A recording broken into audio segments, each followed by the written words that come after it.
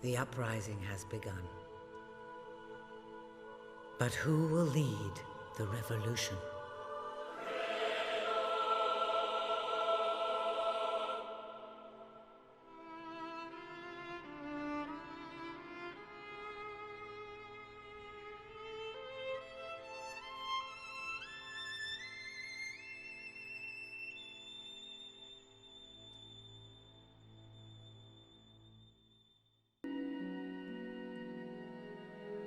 The Fable reboot has been delayed to 2027, and honestly, I am happy about it.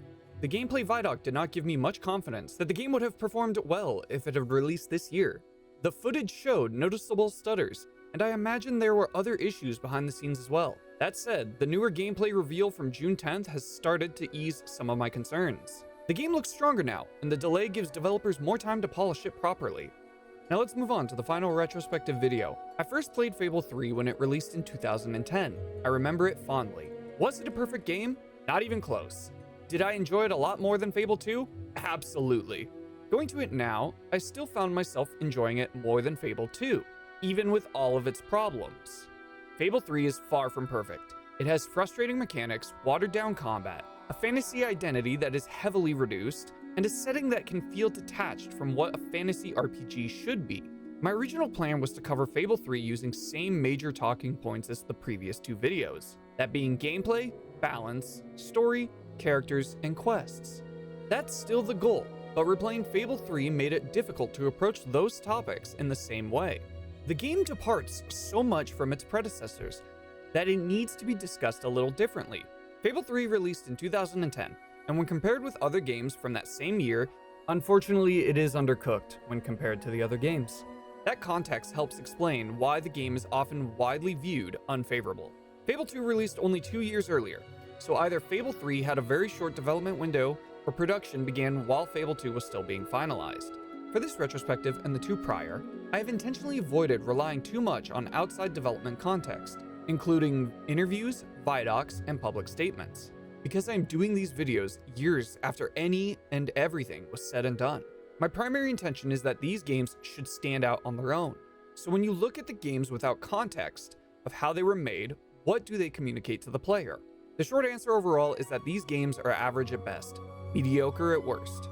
All footage was recorded through Microsoft's cloud streaming service available with Game Pass. This time around, I encountered noticeably more glitches than I did with Fable 2. Audio would peak aggressively, NPCs behave strangely, and AI pathing, especially for the dog companion, was frequently rough. These were not game-breaking issues, however, but they did happen often enough that I wanted to mention them up front. After some adjustment, Fable 3 did feel a lot better to play. The cloud response time was solid, and the movement no longer felt like I was sliding around on ice for most of the game. However, traversal was still very frustrating in moments, especially in tight places. Most of Fable 3's environments is narrow corridors or pathways, which is incredibly unfortunate. Traversing in a lot of areas, I had to slow down just to avoid colliding with walls and fences.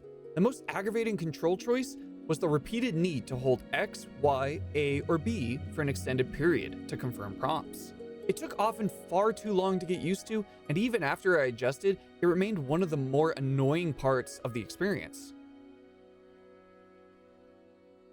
Fable released on October 26, 2010, followed by 2 story DLCs releasing on November 23, 2010 and March 1, 2011. The downloadable content did not stop there though. The game also received weapons, outfits, dyes, dog perks, potions, and other add-ons, totaling to around 20 pieces of DLC.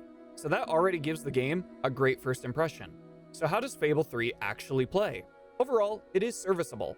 The game still uses the 3 styles of combat the series is known for: melee weapons, firearms, and magic. Magic is where Fable 3 immediately becomes frustrating. It takes parts of Fable 2's magic system that I already disliked and makes it way worse. Fable 1 had 20 spells. Fable 2 reduced that number to 8. Fable 3 cuts it down to 6. Technically, you could argue it still has 8 because slow time and summon were turned into potions. But that does not feel like a real replacement, especially when those potions can be found or bought repeatedly, making them feel less meaningful and more like consumable shortcuts around combat difficulty. That reduction continues to be a major problem for me. Removing spell variety weakens one of the most important parts of the series. In Fable 2, spells could be charged up through 5 levels. Each level corresponded to a slot on the screen that you could see. For example, you could assign Lightning to level 1 and 2, Fireball to level 3, Slow Time to level 4, and Summon to level 5. Whenever you would stop charging, that spell would activate. Fable 3 removes that structure and simplifies everything. Instead of individual spell levels, you now have a general magic level from 1 to 5. The one genuinely interesting idea is spell weaving. You can equip 2 spell gauntlets at once and combine their effects. The available gauntlets are Fireball, Lightning, Force Push, Vortex, Blades, and Ice Storm, and each one of those spells can be mixed with another. Some combinations are simple but fun. Fireball and Lightning combined don't do anything special, it just makes a fireball with some lightning strikes. Vortex can launch a tornado forward and create a twister around you. Blades will send swords towards enemies, Ice Storm will drop icicles in a large area, and Force Push remains exactly as it sounds. The problem is that most combinations are not visually exciting. Vortex mixed with Fireball or Lightning creates a nice tornado of a lightning tornado or a fireball tornado. Most other combinations simply layer damage or effects without changing much visually. The biggest issue is how slow magic feels to use. Fable 2 also required the charging of these spells, but it wasn't painfully sluggish. However, in Fable 3, charging leaves you vulnerable, and the game gives you very little feedback while it happens. There's no visible health bar to show how close you are to dying, there is no clear charge meter to track the spell progress, and the main visual feedback you have is a small controller vibration with a glowing area ring. Because of that, casting magic often makes you feel like a sitting duck. I tried to use will abilities as much as I could, but more often than not, I found myself getting frustrated because charging spells left me exposed to damage and death. Fable 3 makes magic simpler and easier to understand, but it also makes it less varied and less visually interesting, and overall, less satisfying to use. Spell weaving is a good idea, but it cannot fully compensate for the loss of spell variety or the slow feel of casting. I also didn't even find magic to be that strong. At a maximum charge of level 5, yes, it was strong, but not like firearms are. Range combat in Fable 3 is functional, but it also feels oversimplified. The traditional lock-on system was removed, so there is no longer a direct way to target a specific enemy. Instead, targeting is handled through the left thumbstick. You point in the general direction of an enemy while firing, and the game decides what you hit. Because of that, gunplay was entirely watered down compared to Fable 2. It works, but it rarely feels satisfying. And rather than choosing a target, you mostly just aim in a loose direction and let the game do the rest. That being said, the game still lets you zoom in and aim with a firearm, but that mechanic doesn't feel good to use either. You are also able to aim for the head, which didn't really do anything to enhance the gunplay. I just wanted to mention it. Aiming is slow, unfortunately, and enemies close the distance way too quickly for it to be useful at all. Outside of the shooting range or gnomes, I found myself barely interacting with it at all as well. So my overall impression of gunplay is there's not much to say about it. However, gunplay is the strongest combat option, but it is broadly too similar to Fable 2. And ultimately, the changes made to gunplay felt less deliberate and less gratifying to even engage with. So with that said, melee combat is largely the same as it is in the first 2 games, so this is going to be the shortest conversation in regards to melee. Functionality with melee combat is still built around the same basic trade-offs that the first game had. Heavy weapons hit harder, and light weapons swing faster for less damage. The foundation works well enough, and fighting groups of enemies can still be enjoyable, especially when you charge or flourish and hit multiple targets at once. However, a lot of melee-based enemies will block your attack endlessly. This was something both previous titles had. It was a way to prevent you from button mashing to victory. And although a way to get around it was to just use a flourish and it would break their guard. So once again, there isn't much to say about the combat. The styles haven't changed overall. Another thing is experience is completely gone. You know, that really interesting feature from the first game that allowed you to choose a class, and each tree was color coordinated respectively? Well, don't worry about that anymore. Those are all gone and replaced with guild seals, a super awesome XP system that you get for killing enemies, completing side quests, and my personal favorite, interacting with NPCs, holding their hands, dancing, burping at them, and so much more. What a great system that isn't incredibly boring and unimaginative in any way. So Fable is known for one thing in particular, at least in my opinion. The Fable series is often remembered for 2 major social systems: the ability to marry almost anybody and the ability to become a landlord. For many players, these features are the most recognizable parts of the franchise. Even more than the story and the characters, but I can't blame them too hard on that. In Fable 1, property ownership was much more limited. If you wanted to buy certain homes or shops, you often had to clear out the current residents first, and then the home or shop would be available. You could also marry men and women in different towns, although the systems didn't include children. Fable 2 expanded both the systems significantly. You could buy or rent houses and shops across the world, adjust rent to influence your morality, and improve properties with high-quality furniture to increase their value and your income. You could evict a tenant at any point, even kill them to make purchasing the home or shop cheaper, and Fable 3 takes these ideas even a little further. Maybe a little too far though. As if you couldn't already do this in Fable 2, you can nearly buy every home, shop, storefront, and vendor space in any settlement. On paper, that sounds like a strong evolution of the landlord system, but the game adds a maintenance mechanic that makes ownership more tedious. Every home now has a repair condition. Over time, properties decay, and once a house falls into poor condition, tenants stop paying rent until the repairs are made. You can still raise a property's value through furniture upgrades and upkeep, but because there are so many properties to manage, the system can become overwhelming. On top of it, the menu for the map is a little laggy. To ease that frustration, Fable 3 lets you manage properties from the map. You can zoom into a location, select individual homes or shops, and access a quick menu without physically running to each building. That is a helpful quality of life feature, but the slow interface makes it feel more cumbersome than it should. The marriage system also grew. You can marry any man or woman, have children, and watch those children mature to a young age, and it made the world feel more interactive and gave the social system some more weight. In that sense, Fable 3 kept building on the social fantasies that helped build the franchise's identity, although they did fall in other shortcomings in relation to the social systems. The overall takeaway here is this is ultimately one of the things Fable is best known for: owning every property, building families, and creating strange social situations through its systems. That's not necessarily a bad thing, but it is interesting that these mechanics often eclipse the franchise story and characters. Before moving on to balance and the problems waiting there, I want to talk about the Sanctuary. The Sanctuary is one of the clearest examples of Fable 3's design philosophy. It tries to make systems feel more diegetic and integrated into the world, but the result is often slower and more clumsy than a traditional menu. You see, the Sanctuary acts as Fable 3's main social hub.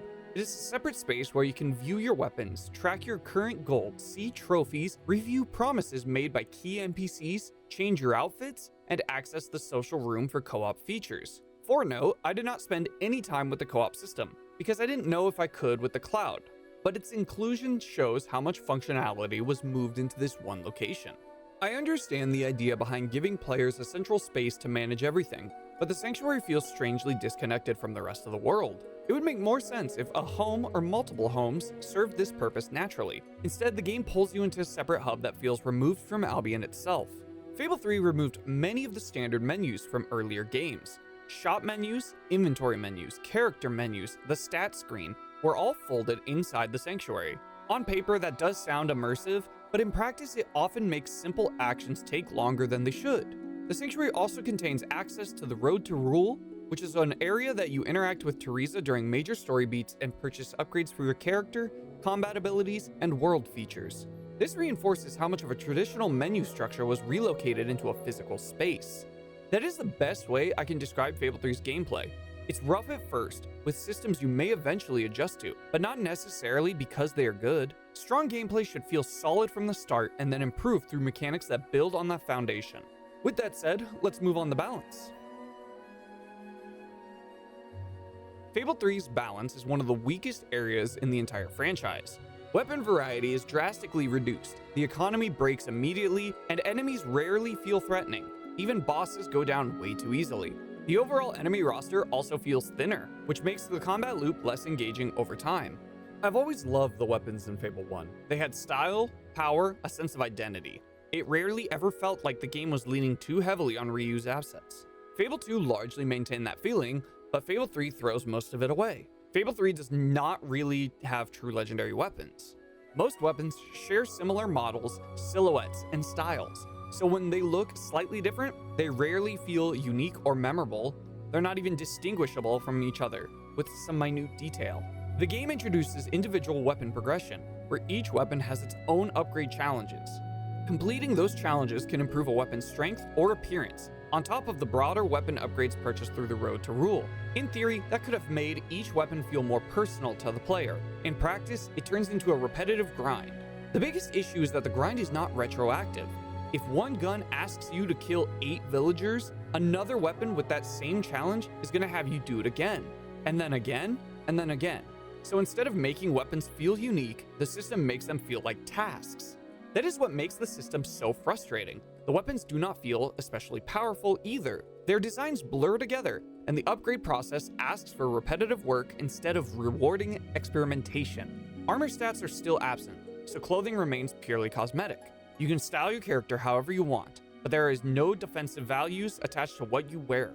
On the bright side, at least the clothing look a lot better than they did in Fable 2. You could also even dye the clothing multiple colors, wear different variations of them, and so on and so forth. So the economy breaks down extremely quickly as well, because of this landlord system that was implemented.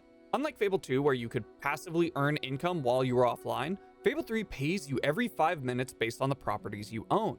If you explore, take your time, or do anything outside the main story, money starts piling up very fast. Once that income starts coming in, it quickly begins to snowball. The economy will tilt in your favor because of this. The game's financial pressure disappears completely, and any intended tension around money becomes much weaker. So the enemy roster changes. Beetles are gone, replaced by wolves, crows, and bats. Bandits, balverines, hollowmen are still there. Shadow enemies and desert dwellers are now a new thing, but most of them all just fall because you're too strong. Balverines are the clear exception. They're easily the strongest enemy to fight because they can stun lock you and tear through your health, and with not being able to see a health bar, well, you can die pretty fast. So against them, the combat has some tension. Most other enemies are less threatening, especially because of the dodge roll. Any dodge roll seems to cancel incoming damage, so that makes encounters feel much safer than they should. In short, balance has always been an issue in the Fable series, but Fable 3 handles it in a way that feels especially flat. The game seems designed around more of an even playing field, but that removes a lot of the fun. And honestly, there isn't a lot more that I could find in the balance section. So let's move on to the story, where the story is really overhated. It's not really unwarranted, which is pretty much the motto of Fable 3, but the story is better than its predecessors. So let's give a quick synopsis of the story. Fable 1 has an okay story. It is serviceable, but not especially strong. Fable 2 is more compelling in some ways, because its setup, stakes, and pacing are much stronger. With Fable 1, the story takes a while to become clear. With Fable 2, you understand the core premise within a couple of hours, even if you don't know where it's headed. I wouldn't call that a great story either. Neither would I for Fable 1. They are mostly just decent. So where does that leave Fable 3? Is it a better story? Well, for me, the answer is no. Fable 3 has a strong concept, but the execution is incredibly uneven. There are too many conflicts that could have been solved through basic communication, and too much of the plot requires the main character to survive a sequence of events that are told in a way of everything needing to happen exactly how it does. I understand that the story needs to frame these events as a necessary evil because Teresa has foreseen the path forward. However, that creates a weak narrative foundation. The story instantly becomes less compelling when it relies on a closed-loop narrative, where one character says, "This is how it must happen," and everyone else simply follows that route. So that structure undercuts the drama. Instead of building on the tension through the characters' decisions and consequences and misunderstandings, the game often leans on destiny as a shortcut. Because of that, the story struggles to feel fully earned by the end. The pacing is also a major issue. Character pacing has never been one of Fable's strengths, but in Fable 3, conversations often feel rushed. Characters speak as if their dialogue is playing at 1.5 speed, with almost no pauses between the lines. There is little room for reflection, hesitation, or emotional impact. Instead, it feels like everyone is simply reading from a script as quickly as possible. That is frustrating because the concept of the story is genuinely interesting, and I actually think the premise is strong, although its execution is what falls apart. With that in mind, I'm going to go through the story and summarize it, but I will be changing the format slightly. Instead of saving all my analysis for the end, I will interject between major narrative beats. That is different from how I was handling the previous retrospective videos, but I think with Fable 3, that fits a lot more. The story begins with us choosing our hero. From there, Teresa narrates the state of Albion, explaining that the kingdom has entered an age of industry and oppression, that Albion needs both a hero and a revolution to free it. This opening is visually memorable, but the tone is strange. Teresa talks about Albion and its people while the sequence follows a chicken that seems to represent the common citizen. That chicken runs past workers, soldiers, rebels, and child laborers, before eventually being killed while other birds watch. I understand what the scene is going for, but using a chicken as a representation of the people of Albion and their suffering is a little unusual. Animals don't necessarily have the thought process that humans do, but I do understand that it is an animal, or in this case, a citizen, that is trying to make some sort of a difference, but everyone around him is just watching. We wake up in the palace, greeted by our personal butler, Jasper. For the first time in the series, our hero speaks. Jasper tells us that Lady Elise is waiting for us and that he has prepared 2 outfits, a royal attire and a more casual look. He suggests that dressing more casually may reassure the palace staff. For the first half of the game, the morality system barely exists in a meaningful way. Choices are extremely binary in this one, with an option clearly framed as a noble one and the other clearly framed as a cruel one. So throughout the game, choices are visually signposted with obvious effects. One option has starry presentation while the other has a fiery one.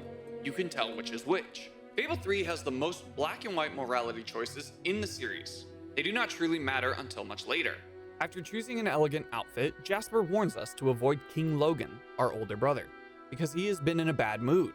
We meet Lady Elise, the default love interest. She explains that the city is struggling and that the palace staff are afraid of Logan's rule. We go into the kitchen where we overhear some workers gossiping about the conditions under Logan. We decide to give an encouraging speech about improving the concerns, only to be interrupted by Walter, our father's old friend. Walter teases us for not being harsher with the employees and tells us that it's time for training. During that training, he talks about Logan's recent behavior and about our father's former legacy. Walter asks us, what did we used to say when he would tell us the stories? We respond with, teach me to be a hero. Before we continue, Elise rushes in and says Logan is planning something. We head to the throne room, where protesters have gathered outside the castle. We try to convince Logan to listen, but he refuses. Instead, he turns the decision back on us. Logan gives us temporary power and forces us to choose between Lady Elise and the protesters. Whoever we choose will be spared and the other will die. For this playthrough, I chose Lady Elise. The protesters' leaders are executed, and Logan then sends us back to our room. As we struggle with our choice, Walter enters and says it's time to leave. Albion needs a revolution. It needs a hero. We escape through the tunnel beneath the castle, reach the tomb of our parents. There we will retrieve a gauntlet that allows us to channel our magic. And as we continue through the tunnels, Walter explains that our first goal is to find a man named Sabine, first person we'll need for our revolution. Something about this section highlights one of Fable 3's reoccurring narrative problems. The game moves too quickly for its own drama to land. The dialogue comes in rapid bursts, with one character's line immediately followed by another. The tutorial never gives the story enough room to breathe, the game doesn't spend enough time explaining character motivations, we are told that Logan is cruel, but we're not given enough context for why. He is also immediately harsh to us, even though we're his sibling, and he forces us into an extreme life or death decision almost immediately, and that choice is supposed to feel dramatic, but it just feels rushed and underdeveloped this early on, and that's really one of the whole things about Fable 3's story. When we arrive at Miss Peak, Sabine tells us that we need to prove ourselves before he will support the revolution.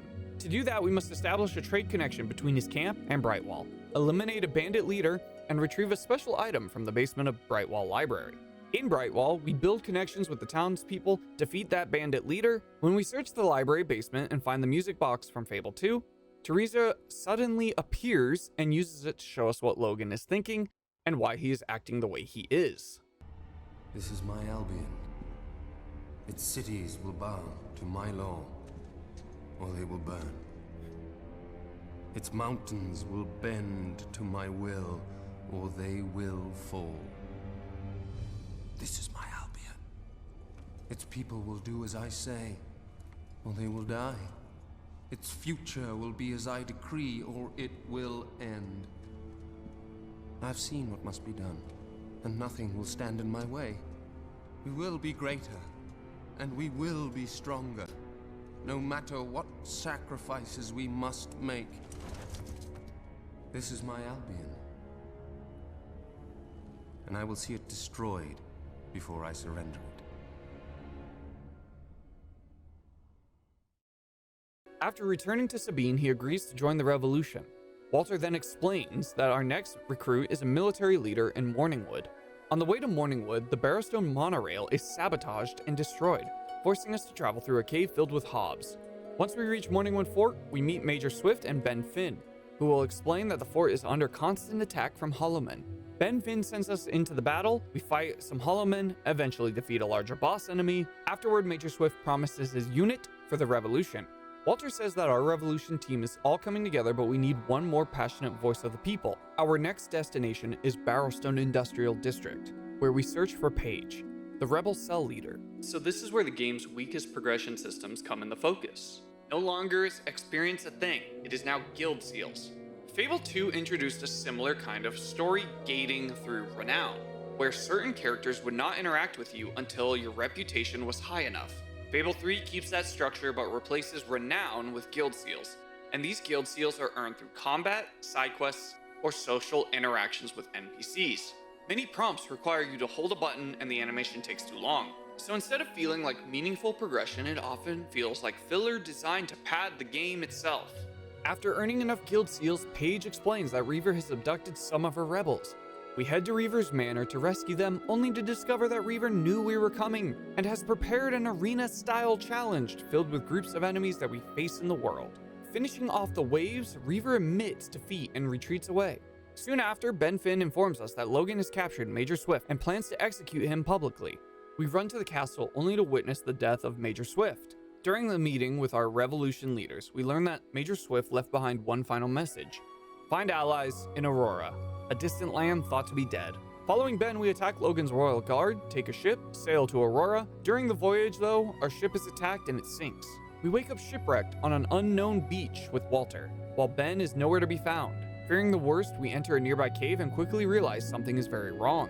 A dark presence fills the ruins inside the cave, and a barrier blocks the only possible exit. Walter reads an inscription and lowers the barrier, allowing us to continue deeper into the cavern. As we move forward, whispers begin to surround us, when suddenly, the Crawler appears, an unknown creature that uses darkness, fear, and shadows to attack us. Walter is suddenly blinded, and we are pressed with minions. After distracting the Crawler long enough to escape, we emerge into the desert. Walter begs us to leave him behind, but we refuse, as we continue forward until he collapses, forcing us to move along, while the Crawler taunts us for our abandonment. Eventually, we collapse in the sand. When we awake, Ben Finn and a stranger named Callan have rescued us and Walter. Callan explains that the Crawler has terrorized Aurora for a long time. After touring the city, Callan says that the people of Aurora are willing to support our revolution. She also reveals that Logan once came to Aurora himself and promised the same thing. So she said if we are going to be backed by her, we must promise to not do the same as Logan. Callan provides a ship, a small fleet, and we sail back to Barrowstone to begin the revolution. The revolution begins with an attack through Barrowstone Old Town. Much of the district is destroyed, and we fight toward the castle. After cutting through Logan's elite guard, we reach him and overthrow his rule. Walter announces us as the new ruler of Albion. So most people say, at least what I've seen online, is that this begins the second half of the game. However, this second half, if it is even a second half, is incredibly short. You only do around 6 quests before the final main story mission, and most of these quests are choice-based. They're very binary as well, so they don't feel satisfying. Once crowned, our first decision is Logan's fate. Logan finally explains why he's been ruling like a tyrant. He informs us that Teresa came to him and warns us of the coming threat. He believed that his brutal actions were necessary to prepare Albion for the Crawler. In this playthrough, I chose to spare Logan because we will need every single ally for the battle ahead. We are told that the kingdom needs 6.5 million gold to have enough funds to save the people and not suffer a single casualty. With how the economy works in Fable 3, this was very easy to obtain. A full year has passed, and our progress was rebuilding Old Town, renovating the orphanage, solving a pollution problem, keeping Barrow Lake intact, ending child labor, and much more. So the day has come for the Crawler's attack. Shadows spread across the kingdom, and everyone begins to fight. We rush to the market square, where Walter is overwhelmed by fear and taken by the Crawler. We fight him, destroy the Crawler, and free Walter from its control, but he's critically wounded. As we hold Walter, he tells us that we've made him proud, and that our father and mother would be proud as well, and that we are a true hero. And what I would call the most impactful story beat in the entire Fable series. Do you remember the stories I tell you when you were a child? There was a great king once. the mightiest hero of them all, remember what you would say. Teach me to be a hero. You've done me proud, boy. You've always done me proud. Oh, Walter.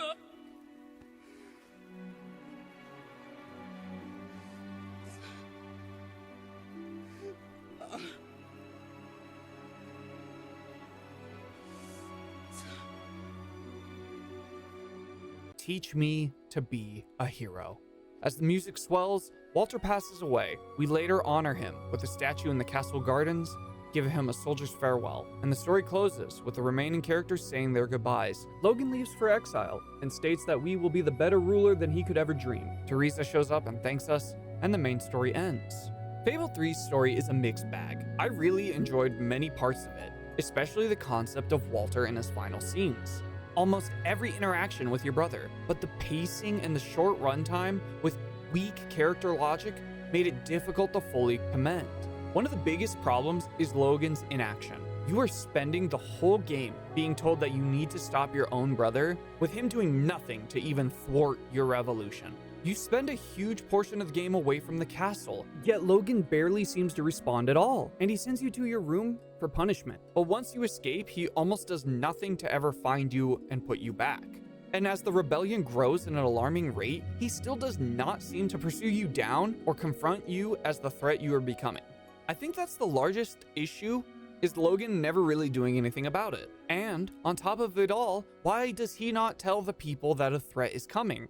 I feel like this could have been avoided, regardless of Teresa going, it had to happen this way. The characters are also not especially strong. Most of them fit familiar tropes that we've seen in other forms of media, and even though they are enjoyable, they are very two-dimensional. The ruling section suffers from similar issues. The economy can completely undermine the intended risk and reward that it's set up for you. If you own enough property, or honestly like I did, every property, and complete enough side content, you can accumulate 10 million gold before the end game even begins. So that removes a lot of the pressure from the treasury being decided as a hard choice as the ruler of Albion. The choices themselves also somewhat lack of an impact. The game wants the ruling of Albion to feel morally complicated, but the decisions still boil down to obvious good or evil. So an example is, you need to save money for the kingdom. How do you get money? Because you're not going to make any money by rebuilding an orphanage, but if you turn it into a brothel, you'll make money. But it's clearly very obvious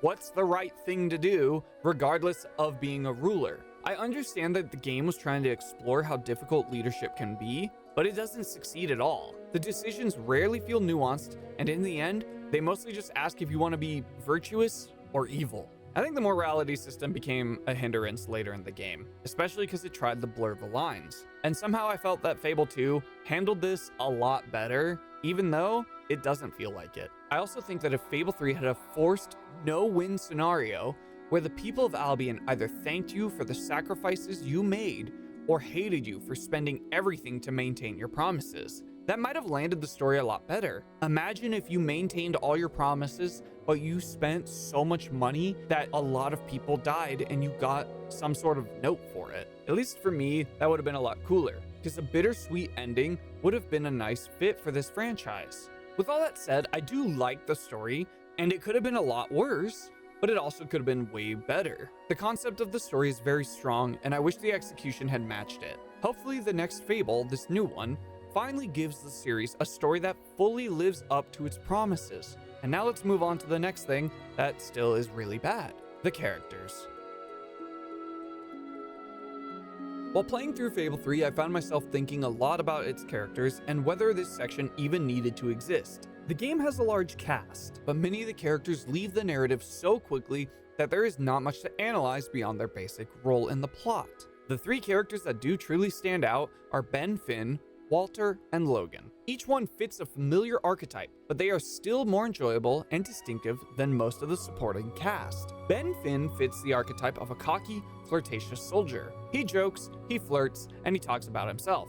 But he's very charismatic, he's capable, and he's loyal. He wants to do the right thing, protect his unit, support the people of Albion, and stand by you when it counts. He is comedic without feeling completely useless, and he brings enough personality to the story to stand apart from the rest of the cast. Walter, on the other hand, is the father figure, the mentor, and the emotional glue of the story. He guides you through the revolution, introduces you to the people who become essential allies, and gives the narrative a strong sense of direction. He's also one of the few characters with a clear connection to your family's past, having worked with your father, the former king, and helped shape Albion's future. I do really like Walter in Fable 3. He's not a perfect character by any means, and his fear of the crawler gives him vulnerability, but he does remain strong-willed and committed to the cause. His death works as well because the game gives him enough presence for that loss to matter. Logan is interesting because he is deeply flawed. The problem is the game never lets us see enough of who he was before his fall. According to the broader lore, Logan was once a just ruler, similar to his father, and after visiting Aurora and witnessing his soldiers being slaughtered,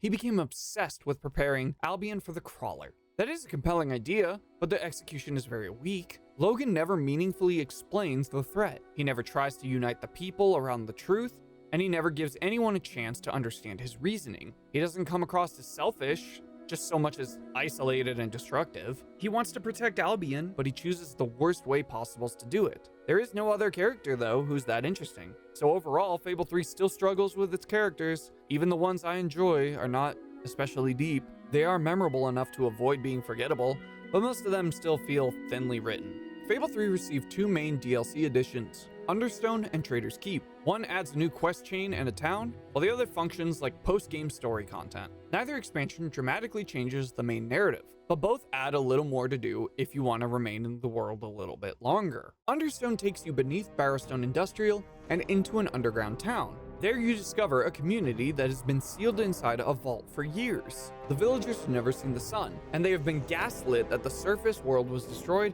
and that anybody who lives above is a monster. From there, the quest gives you the normal moral choice: keep the villagers trapped in the manufactured reality to earn money, or free them so that they can see the world. Trader's Keep becomes available after the main campaign. It begins with you listening to your duties as the king when suddenly an assassin attacks you. After the attack, the prison warden arrives, informs you of what's going on, and brings you to a remote island where you discover that Logan had been operating a secret prison for Albion's most dangerous criminals. A prison break follows, forcing you to track down and recapture several escaped inmates. Once the crisis is contained, the man behind the attack confronts you directly. After you defeat him, he argues that Albion does not need a ruler, and that one day its people will rise up and decide how they want to be led. The DLC is fine. It's just extra content if you want more time in Fable 3. I played Understone, but I personally didn't want to continue playing after Trader's Keep. I played it a little and I moved on.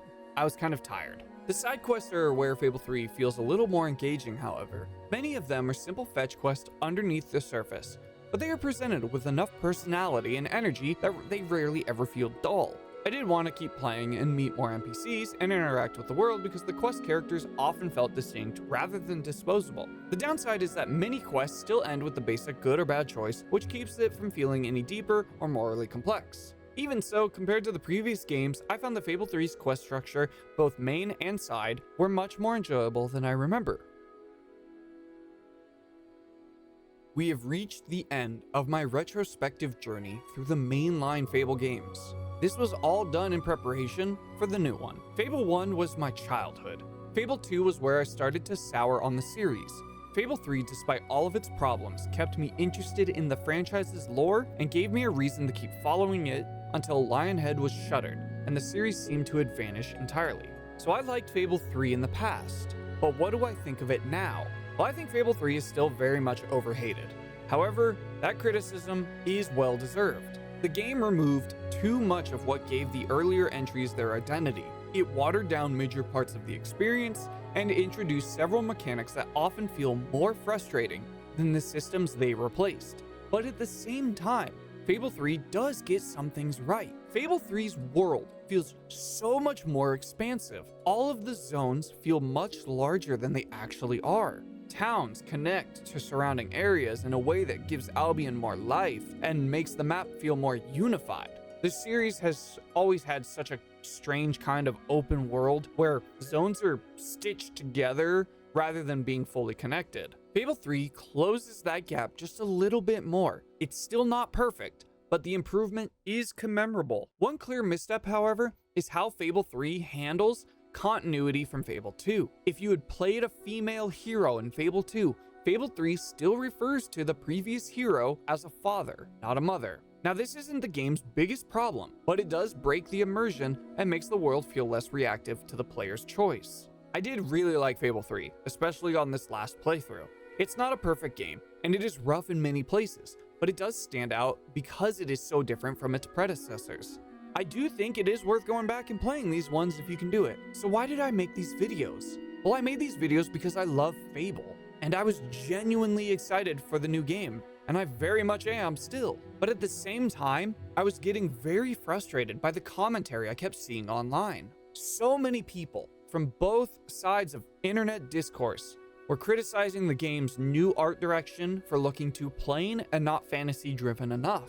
The third game just happened to diminish that style heavily. Other commentators dismissed the game as woke slop, which felt like grifting more than criticism, because those dingbats often forget that Fable has always been progressive more than any other game in the time it was released of 2004. And on the other side, again, people are treating the new Fable like an obvious Game of the Year contender or Game of the Year winner. Don't get me wrong, it still could, but you forget what we're dealing with. And at the time that I started making these videos, there was only one showcase available. The game looked incredibly rough from that one video. Does it look a lot better now? Absolutely, but it's still too early for people to be claiming that this game is God. The truth is that Fable often struggled with story, characters, and gameplay, the three things that matter a lot in an RPG. So, self-included, people need to taper their expectations and calm down. So this is actually why I wanted to revisit all the mainline Fable games and explain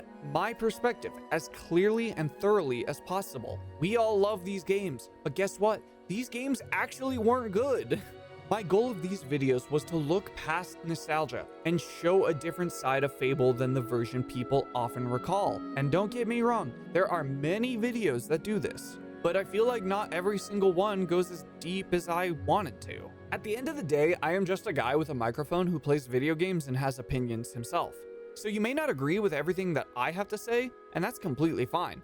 My goal isn't to push a narrative or change your mind, but it's to share my experience with these games as honestly as possible and put my thoughts into a clear form and let the video stand on its own. If these videos reach someone who connects with that perspective or agrees with my opinion and my take and my analysis, then that's enough for me. This retrospective was a passion project that I felt like doing and something I genuinely wanted to try. Video editing, publishing, writing, all the fun stuff that I've been really interested in the last 6 years. And I do plan to keep making more in the future. Hopefully I have more free time and I can actually put this product out. So what comes next? And that brings us to the end of the video. Thank you for making it this far and watching the previous 2 retrospective videos. I had a lot of fun making these, even though I now understand how difficult video production can be, especially while balancing a full-time job and other obligations and hobbies. The mainline Fable retrospective series is done, so the true question is, what comes next for my channel? Well, I pre-ordered the new Fable so I could play it 5 days before release, and I plan to make a review on it when the time comes. I do not know exactly what that video will look like yet, and I haven't really thought much about it, so that's going to be fun. In the meantime, I want to go back and play some older games that shaped my life, including Star Wars Battlefront 2, The Great Escape, and Knights of the Old Republic 2. Streaming is going to be my main focus for now, but I do have more videos in the pipeline being thought of. There is one video that I am pseudo working on, and I will get it done eventually, hopefully, you know how it goes. And that's a video on Destiny. Destiny 1 and Destiny 2 have been a part of my life for 12 years. And with the announcement of Destiny 2's end of development, I wanted to make a video about that journey. Keep an eye out for it. I was aiming for July, but now it's kind of just gonna be when it's there. Thank you everyone for watching. Have a great morning, have a great day, or have a great night. And I'll see you in my next video.